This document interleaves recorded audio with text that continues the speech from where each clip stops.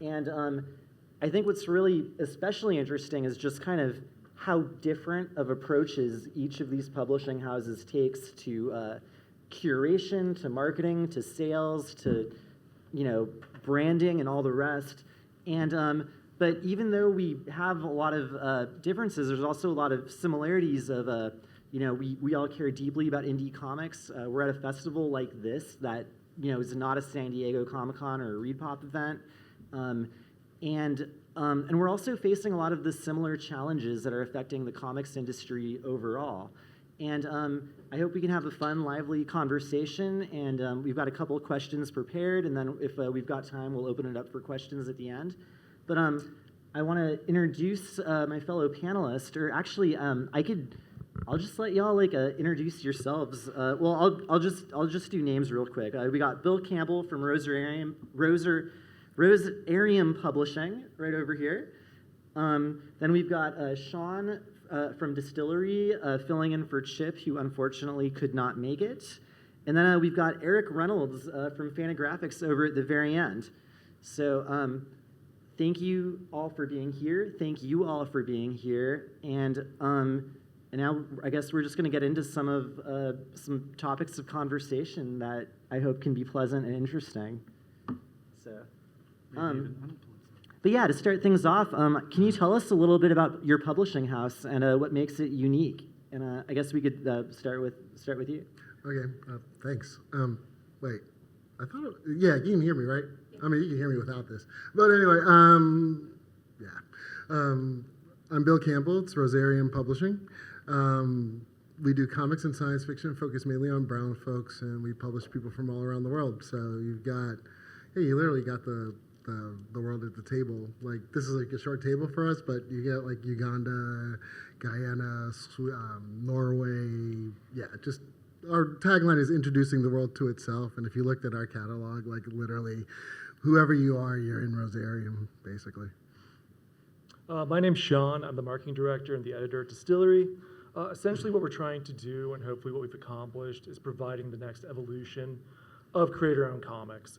So beyond giving them various rights, what did we do? We made them members of our company. They're part of the equity of it. So we take people like Becky Cloonan and Nicolettecinemagraphics, who did Somna, which you guys may be familiar with, you may not be, and we give them the biggest canvas, both literally and figuratively, to tell their best stories. And I could go on, but I also want to hear what Eric has to say as well. My name is Eric Reynolds. I'm one of the publishers of Fantagraphics books. Fantagraphics is one of the oldest independent comics publishers in North America. We'll be celebrating our 50th anniversary in 2 years. We somewhat arrogantly bill ourselves as the publisher of the world's greatest cartoonists, but it's a mission that we feel really strongly about, attempting to present the best the medium has to offer from the past and the present and into the future of comics. We do a lot of archival works, we do a lot of contemporary works, and really just try to preserve the history of the medium and also give the newer voices a platform to pave new roads in comics. Cool, thank you guys so much. So I guess kind of to start, so we're talking about like the state of indie comic publishers and what indie publishers kind of are right now. So I'll start off with so our entire industry had a pretty amazing increase in sales during the COVID pandemic and immediately afterward. That was really incredible for, probably all of us, I want to say. I don't know this for certain, but it was rad. And then now, COVID fucking sucked, like, whatever. But, I'll take whatever good. Anyways.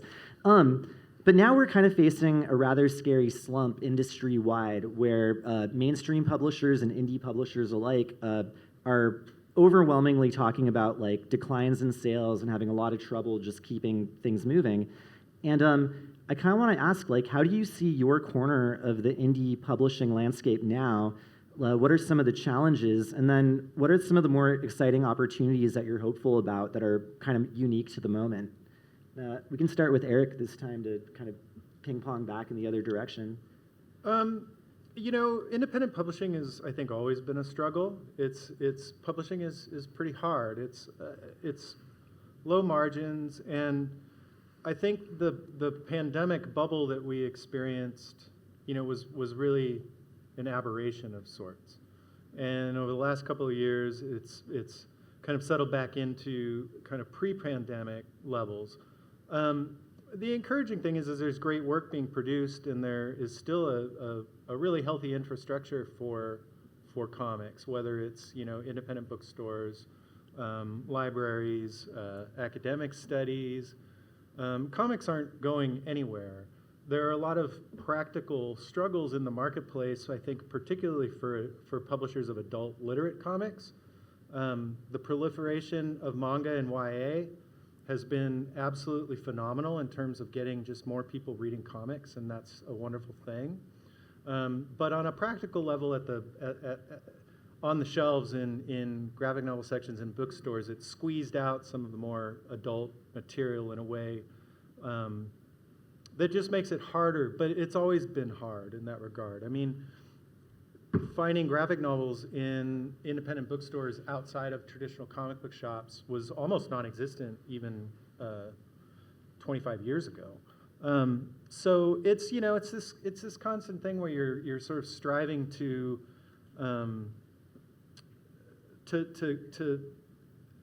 boost the signal for comics, and you do, but then other things kind of, you know, work against you, and it's just this constant ebb and flow. But for the most part, I think the business of comics is still a more stable and hopeful kind of industry than it's really ever been outside of, you know, 2020 and 2021, when I think all of us thought, like, oh my God, we're going to go out of business, and then it ended up being this incredible boon to book sales. But that's perfectly understandable, right? It's like people were home and looking for alternative forms of entertainment than just sitting in front of a TV for a year and a half.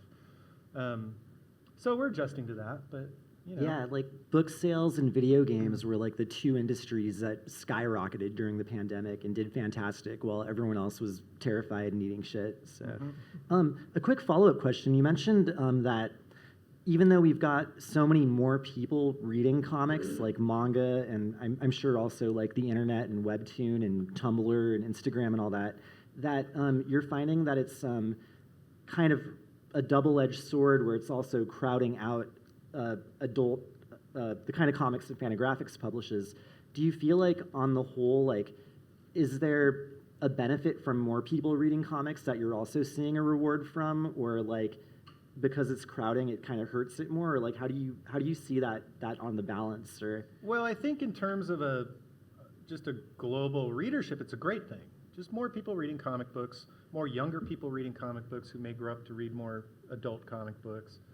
It's a really good thing, and most of the sort of disadvantages that I would point to are really just like a practical matter of carving out limited space on bookshelves in bookstores, and, you know, needing to be progressive in really finding any and every channel you can to sell a book. Obviously, like, my heart is with independent booksellers, but, you know, independent booksellers only sell a very small percentage of graphic novels. You know, I mean, Amazon sells probably 10 times more than all the indie bookstores combined.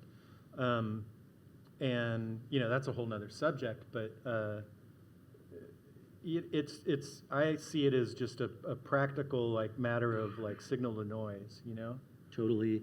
So DSTLRY is a kind of newer publishing house, and I'm not even sure if you guys had books out during the pandemic, but anything to add, or what are your thoughts on this? So yeah, we're a little bit fresh for that. We were still in infancy in that phase, but in general, I'd say that entertainment is very reactionary. So the ebbs and flows of the global market are going to affect us, and I think when the Fed, you know, cuts 0.5% on interest, I won't go into that because it's super boring. But we'll find a tailwind there. You know, I think in general, looking at film, what they're going through, it's not dissimilar. As far as being there for your consumers, it's just that. It's being there in digital, it's being there in the bookstores, it's also being there in the direct market.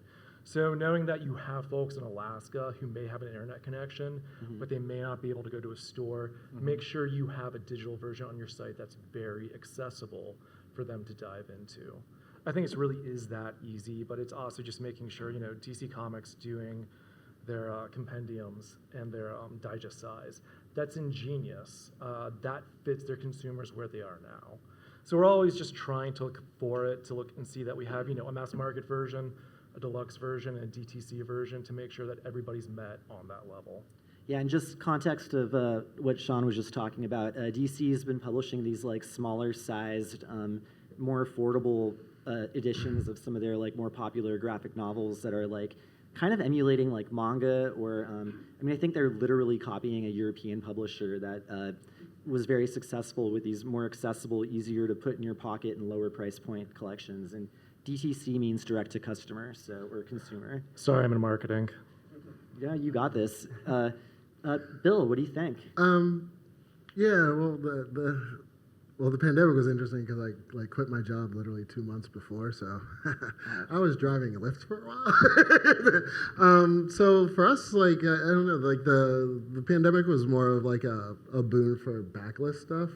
You know, like we came out with this translated Italian collection of short stories, and they got raves, you know, from like Publishers Weekly and stuff. But then I was like, wow, there are no libraries open, and there are no, so it was like died. So we barely published at all. And then I switched distributors, so there was like what, like a 3 years, almost a 3 year stretch where we barely came out with anything.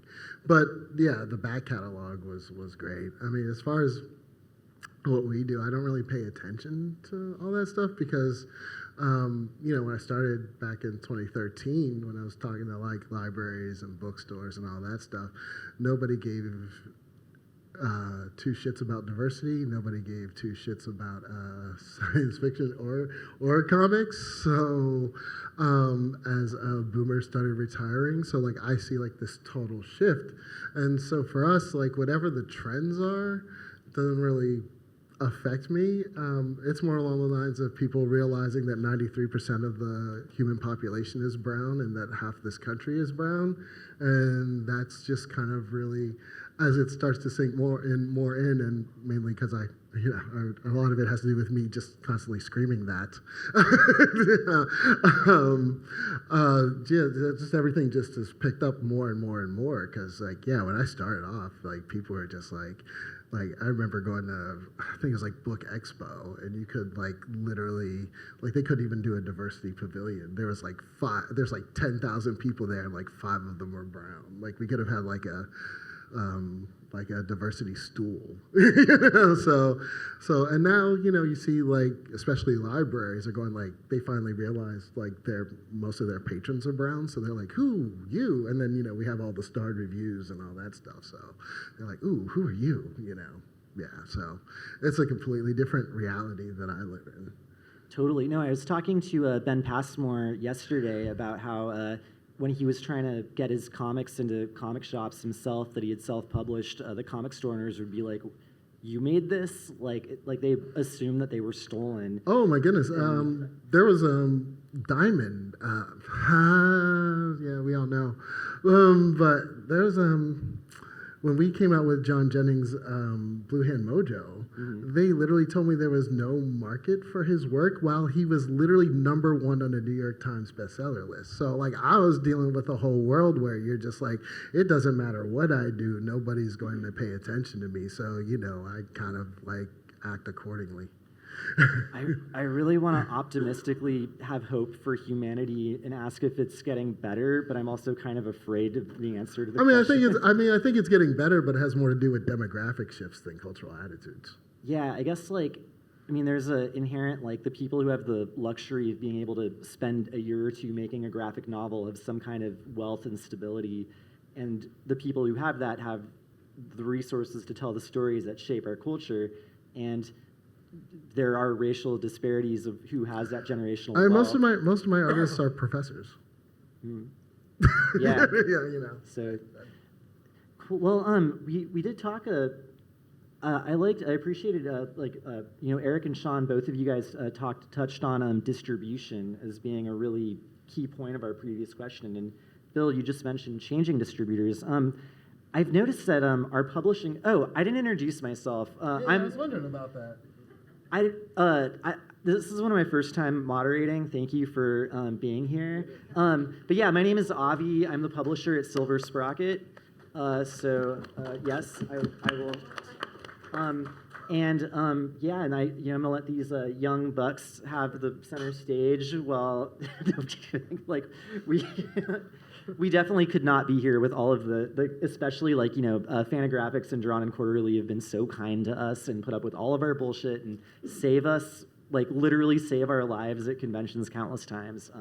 No, we're the babies. It's wild that I'm moderating. I don't know why this is happening. Okay, so our publishing houses all have pretty different distribution strategies that I've observed as, so Silver Sprocket is a retail store as well as a publisher, and we get to see a lot of different sides of the industry up close.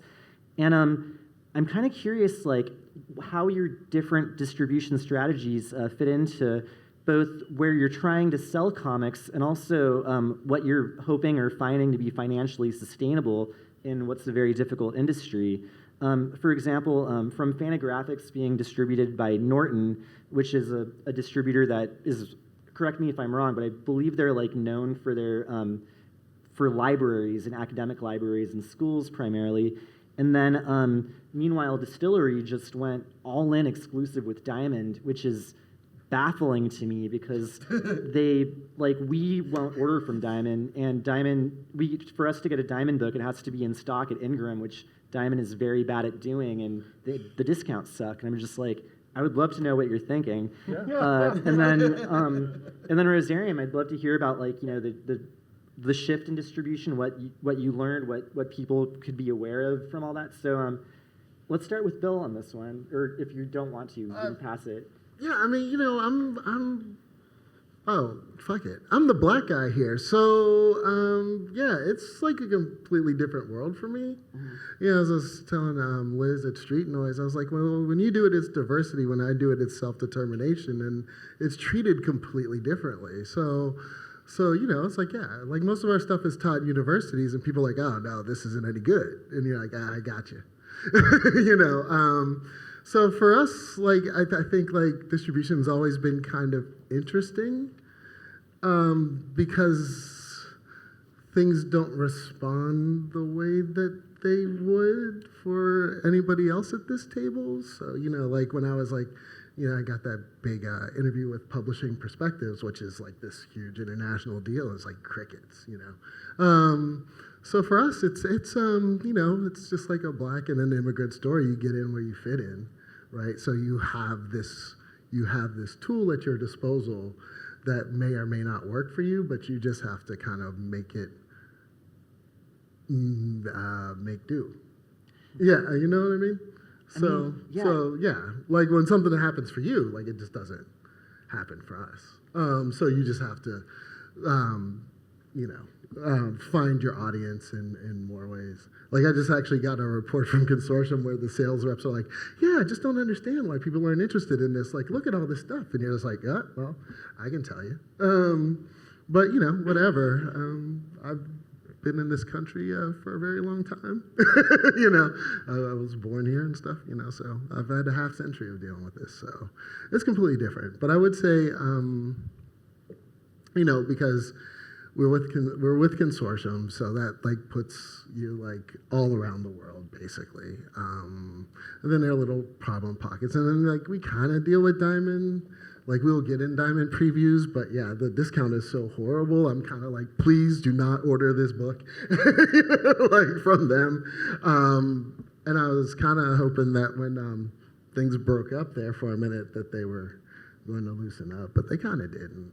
It just kind of reshifted, but it's a completely different thing. But I mean, it's definitely better than not having it, You know, like when you start out and you're like, where did I get your book? And you're like, right here, you know, as opposed to like now you're just like, I don't care where you live, like you can get it. You know? Yeah, like so Consortium is a part of Ingram Publisher Services, and they're like the big one-stop that every single bookstore in the world that carries English language books is able to orders from on a regular basis. So. You know, I had noticed like Gardner's is like in the UK, like has I apparently seems to have like a weird relationship with Ingram, which I've just discovered the hard way. Yeah, but like as you said, like them being able to get your book doesn't mean that they actually will, that it'll actually be on those lists and you know, that people know to take it seriously. Because Gardner was like, kept saying that this was like the publishing was delayed, and they put it on me. So my artist in the UK is like, well, Bill, what are you doing? I'm like, the books are literally in your country. Like you see them popping up everywhere. But because Gardner's was like, yeah, they had to like actually have like an argument over that. So I think it's now worked.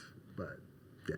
Were you saying that a lot of your distribution now is through academic institutions? Well, we're kind of, I mean, we're academic darlings, you know. As I said, like but pretty much everything. Like they don't strike me as homework.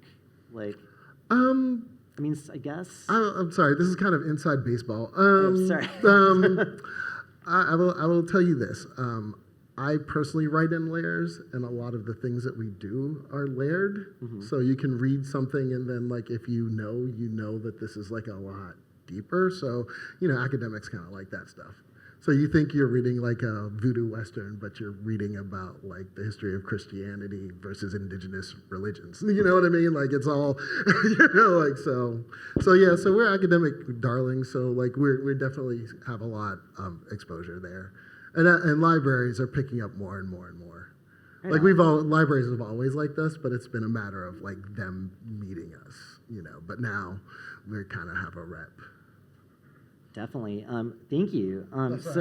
Sorry, guys. Sean, what do you have to say for yourself? Time to be on the stand. Yeah, so when we started, we actually were with multiple distributors. And it's interesting, you know, hearing about the legacy of these distributors. And basically, we just took it step by step, saw what worked, saw what didn't work. Going with Diamond, we understood some of the criticisms, you know, comic stores had against them. We get it. We also heard what they had to say about where they were going as well. So I don't want to talk on behalf of them. Sure. But also, just being this young and knowing that we had, you know, single issues in the direct market, they were incredibly wind resistant, and able to change on a dime with us, which isn't true for all distributors. So it's a different story when you get bigger and you have more collections. These are our first two between Salmon and Gone, with many on the way. And I think as you get bigger, and you have more of these, you look at other distributors who can facilitate this, you know, I mean, like Eric has. But for what we were doing and what we knew where it was going, Diamond both recognized where they needed to change, and, you know, they're actively working on that, but also, like, just having our account manager, Cora, who used to work at Image with me, she is amazing. These are people who, if you need to call them up in 5 minutes and have them act, they're, like, available 24/7. So for us, like, we get that there was baggage, but just being new, like, we didn't know what was going on as far as all that bad press. It's like, you know, dating someone you think is amazing, and then you heard that they were singing White Snake in high school. Diamond was just great. Well, I'm happy to get to the other part of the question, too. So sorry to make that such a Diamond-focused question, but Distillery definitely is doing interesting, innovative work in the digital spaces and elsewhere. Sure. And I think that kind of parlays into a question I'm going to ask later about what we're doing to attract new readers to comics. But what can you say about, like, you do have a distribution strategy that is unique on this table, and I would love to hear, you know, briefly a little bit about. Yeah, so I don't want to talk for David Steinberger, but the two gents who founded the company founded Comixology and then got out when Amazon kind of had their own take on it. So they're very passionate about the democracy of comics and having them available everywhere and anywhere. So just in general, having a digital footprint with multiple variant covers, a sort of collectability to it as well, where you could trade it, but also having it be 100% accessible in collected editions digitally was super important to them as well. So we put a lot of effort into our digital strategy as well. So even before final order cutoff, when stores can order the book, you can go to our site and download a digital, usually 14-page preview. And each of our issues is around 48 pages to 56 pages. So, that's half of a normal monthly issue. So we try to make this as easy but also as interesting digitally as it is in print. And are all of your books that same size? Hell yes. Because I love the European model of like being large, being beautiful, being well produced. Yeah. So, we're all kind of Europhiles to a certain degree. We love the French-Belgian model, but also the fact of the matter was talking to our creators, talking to people like, Becky and Tula. If you like to show off Jock's wonderful work, my friend, just go like that. I'm not a hater. Sorry. This looks great from like the 2 pages I just looked at. Yeah, these are some of the best visual artists in any medium we have at our time. And so when we were talking with them, they said, we want a bigger canvas. And the idea was you wouldn't put a V12 engine into a jalopy. So we're making this a bigger canvas. We're making it a bigger format. The paper stock, they're all perfect bound. The issues are perfect bound as well, with spot gloss on the cover. We really wanted these to be beautiful artifacts and objects that were deserving of the writing and the art that went into them as well. I think that's fantastic. I'm going to stop picking on you about Diamond, but that's so the opposite of what they focus on. So I'm just so confused. Wait a year. I look forward I've to been waiting being 40 pleased. Oh, snap.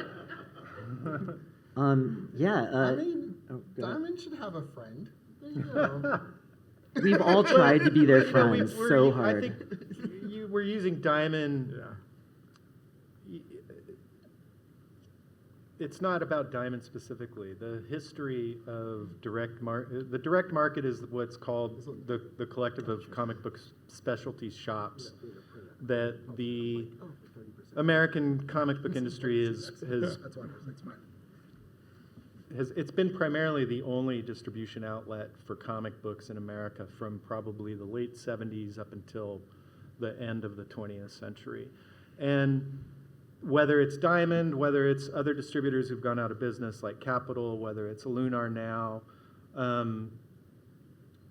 what Bill said resonated with me, even though I'm coming from a much different place, which is that the direct market has traditionally been like the most hostile environment to introduce new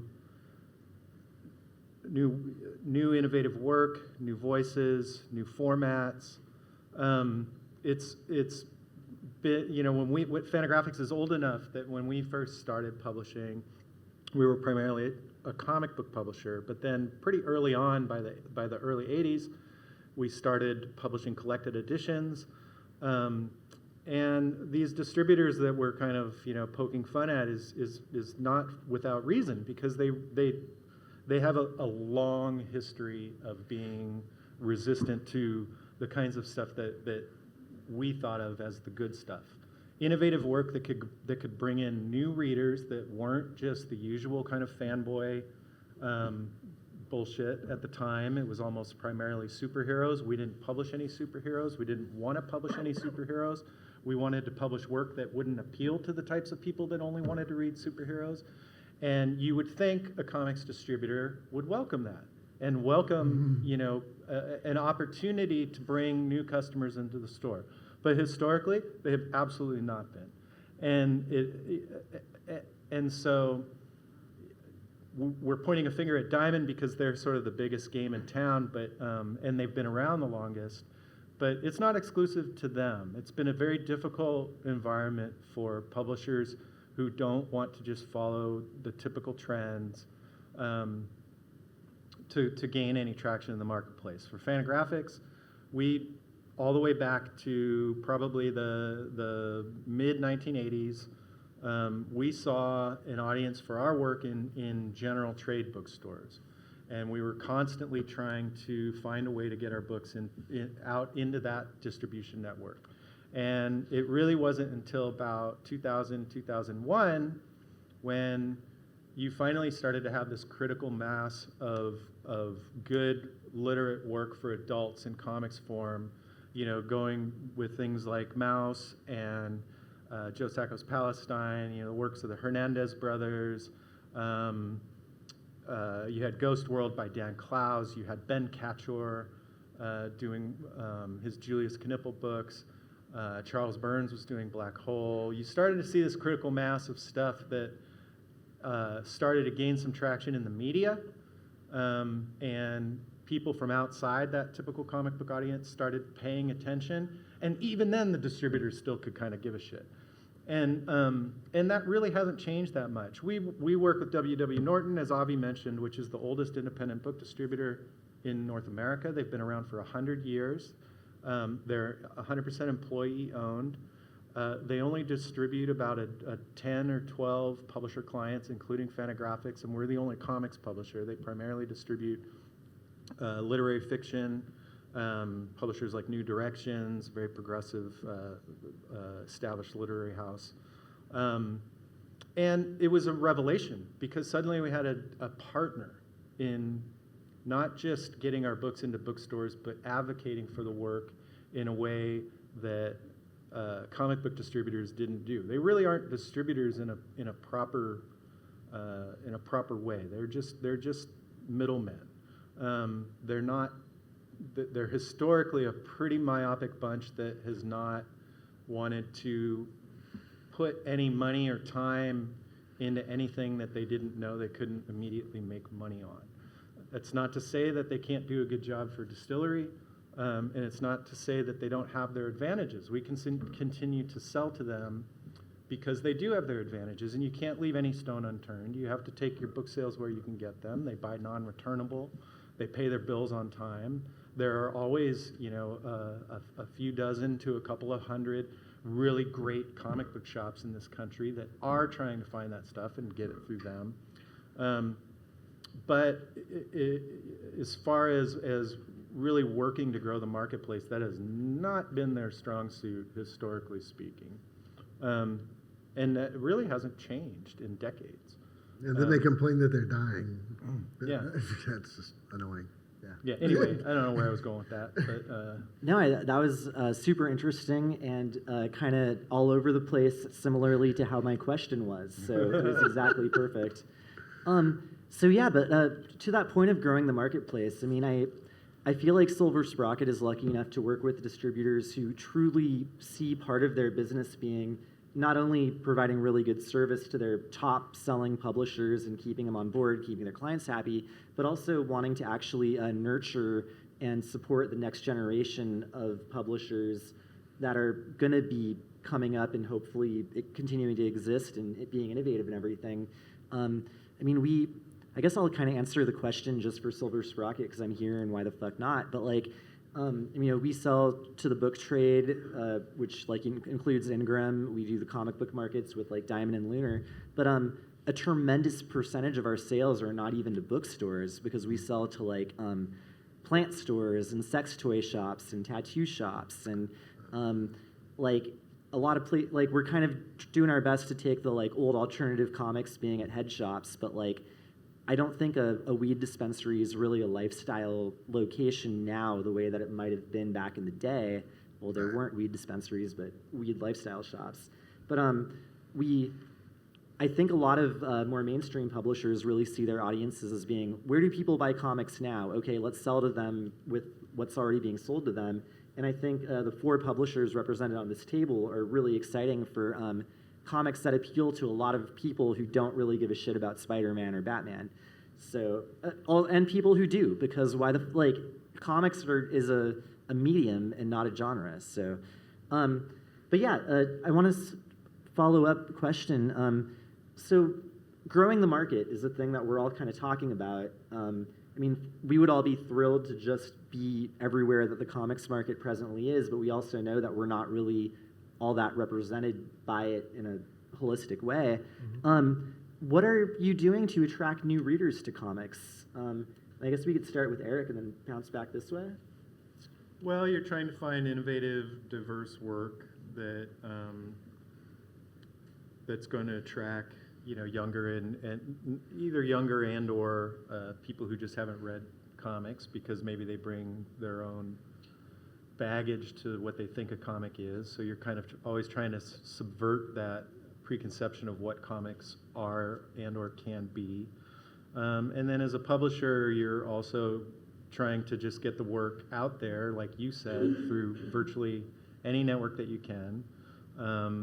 You're thinking about the different modes of delivery, whether it's physical books or digital books, whether it's we have a relatively successful e-commerce business of our own to account for those people, like one of you mentioned, that might live in Alaska and not have live anywhere near a good bookstore.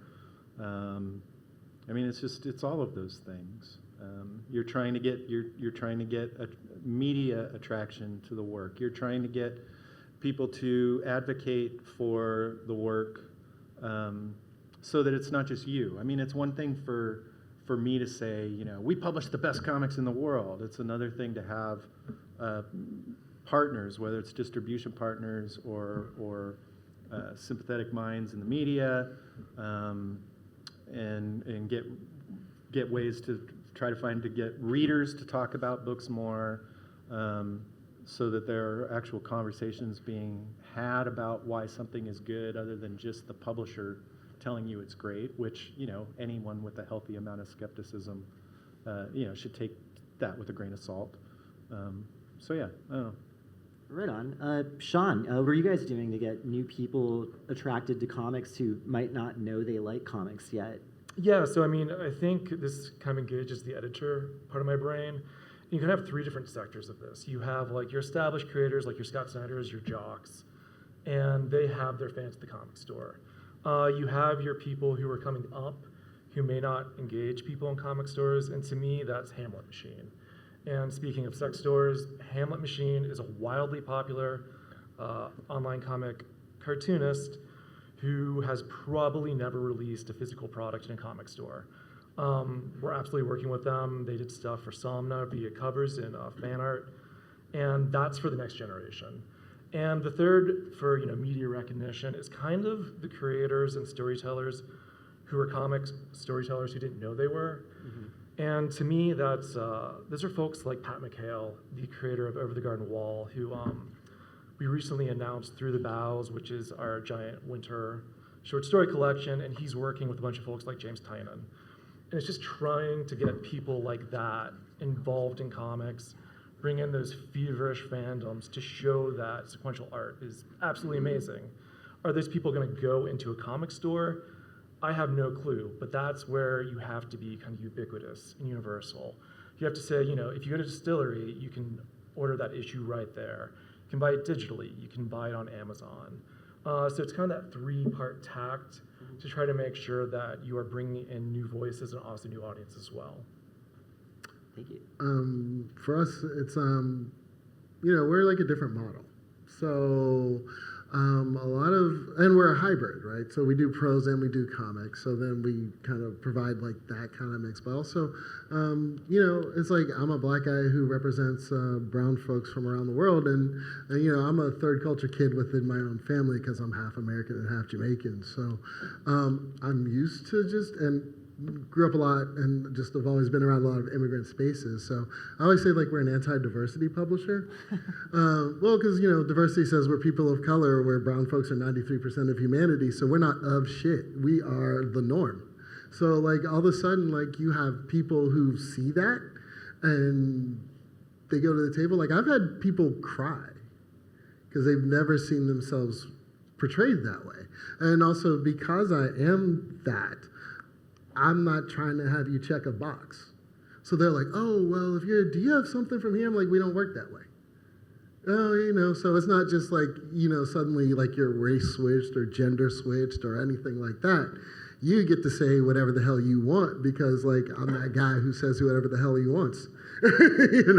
And like that just really like attracts people who just want to be a part of it. But, just to see it, or just like I've never seen us not portrayed outside of the white gaze. Like you are not being filtered, and it just kind of gives it's like Box of Bones is literally about killing white people, And then like a lot of people are just like, it's Hellraiser meets Black History. So there's a box of bones, doing the whole Black Vengeance thing. So like even that, like people are just like, oh my God, I've never seen that. And the funny thing is that we sold that to Warner Brothers TV. So, so that kind of like, that it's just like our model draws a lot of people, and it draws it like globally. When I did that Sunspot Jungle, 105 short stories from around the world, it literally took me 3 weeks. Because there are like a bunch of people I didn't even know knew me, who just do, That's rad as hell. All right, so we've got just under 8 minutes left. So I want to open this up to questions. If any of you have some questions, yes. Thank you so much for being here and sharing your thoughts with us.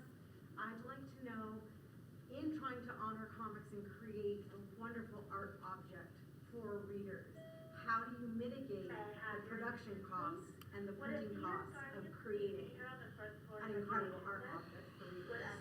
What strategies do you use? We don't. Yeah, I mean, honestly, like initially I think you just see what works and then you see what the margins are, but like we did these acetate wraps for Jock's hardcover of Gone. This is the mass market. And I think you just see what works and what people gravitate towards. I think it's like a learning process day by day. But with the question you asked is something we think about daily, and we assess daily. But in general, like you can't innovate in a cheap way often. Innovation and making beautiful objects takes resources. Hip hop, jazz, blues, yes you can. You can innovate with no fucking money. But anyway, okay. I think about, I literally, because this is like, I own it and it's my job. Yeah, I totally.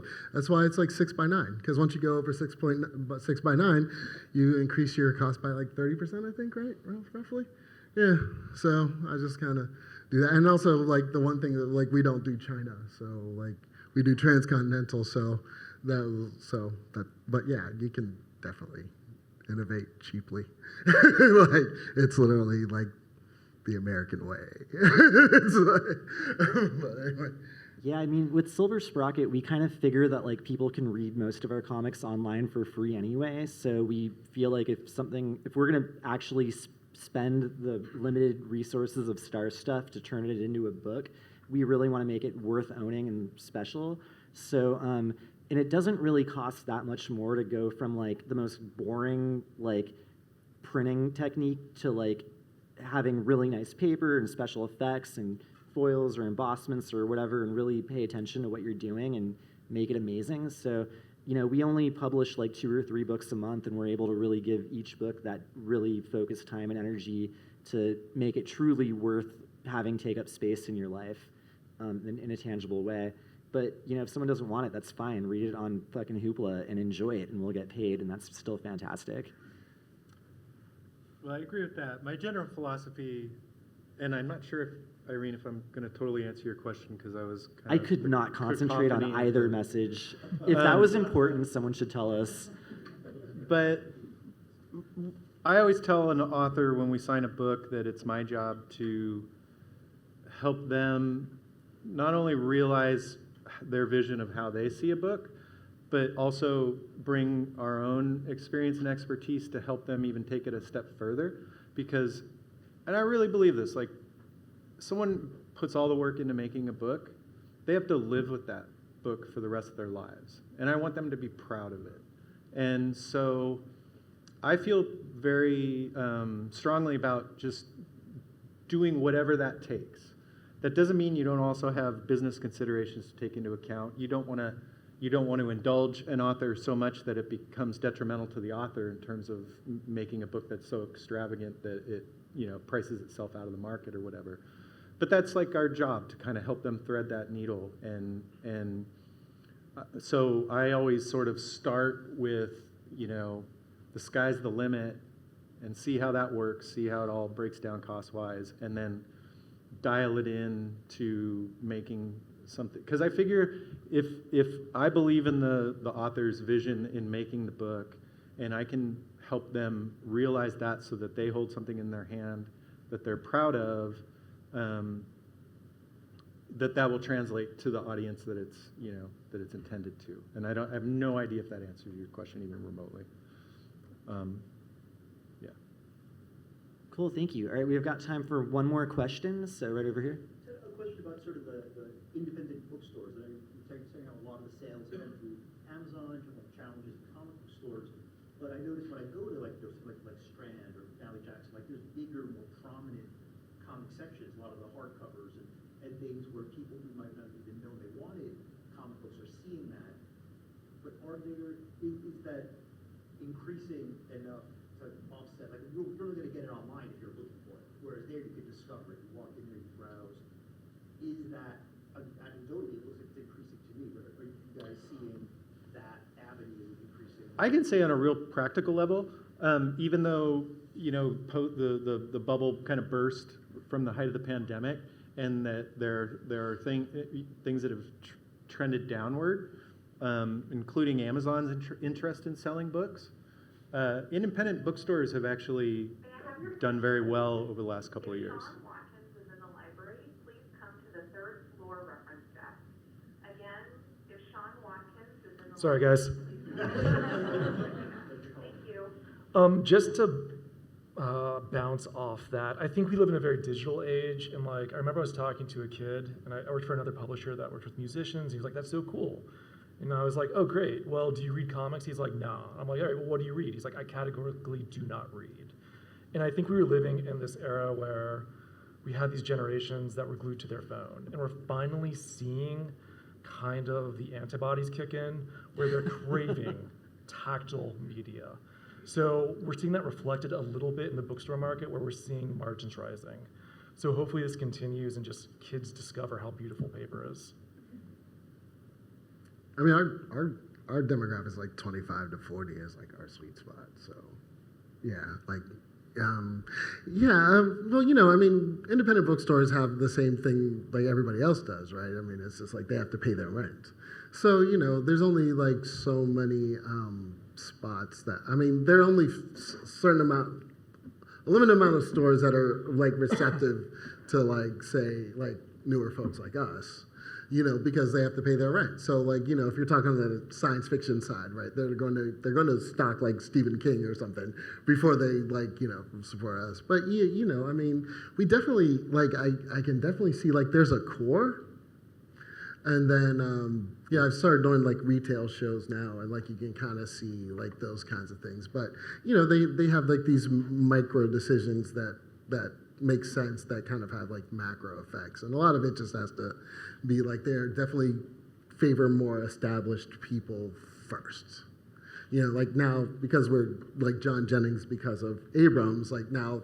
Instead of Blue Hand Mojo, like they stock more like when we worked together, or like Nisi Shaw with Everfair. Like now, like bookstores are interested more into like her new novella that she returned to the fold and did for me, because they're like they know that they'll sell. But like a small publisher like us, if it's somebody new, even if it was like the most gorgeous thing ever, like this is selling so much better in the UK.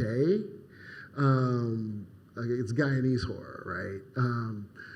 Because their Caribbean audience is like smaller, but more intense. So like all of a sudden, like like I have literally more stores. Like we constantly are shipping books to the UK, and I'm like here domestically. They're like, "Where's Guyana?" Like I was like, "Okay." I would say for Silver Sprocket, absolutely. Powell's and the Strand are two of our bigger direct accounts who are ordering weekly. And I don't know if that's because our profile is finally raised enough where we're just catching up with what other publishers are at. But I do observe that, we've been scrappy and really obnoxious at Comic Book Fest going back to like 2013. Yeah. And I think... we shared a room at CXC like one of the first years. Yeah, that was wild. I was like, I hope that Bill doesn't hate me because we were like real drunk and annoying. But I found that a lot of like the kids that were totally obsessed with comics like 10 years ago are now like the buyers at these big stores, and that I didn't realize that we were making really good early investments of imprinting that like, hey, we're real, we care about what we're doing, the work we do is meaningful and exciting and interesting. And even though we're in some like hodunk town doing a little zine fest and like giving haircuts at booths and just yelling a lot, those people ended up continuing to love books and staying with the industry. And I think all of us are earning fans one at a time, but like it does pay off and grow. Like, I mean, for us, I mean, I noticed the thing is like, because there's definitely like age brackets, right? And then you kind of realize like millennials grew up with Harry Potter and Percy Jackson and like the Marvel Cinematic Universe, like started like this is mainstream culture to them. Where like Gen X people are like mostly, I'm good, and like boomers like I have like one book, like for the most part that like because I like. Yeah, so like that's literally like the generational shift. I think is like the thing, at least for us, has Definitely. been like great because like people it's like one thing that you don't have to explain. yeah, we're in an amazing generational shift of people who read comics now did not grow up on Spider-Man, and they Right. grew up on like webtoon and manga. Yeah. We are 3 minutes over. I want to say thank you so much to my panelists. Thank you so much to all of you for being here.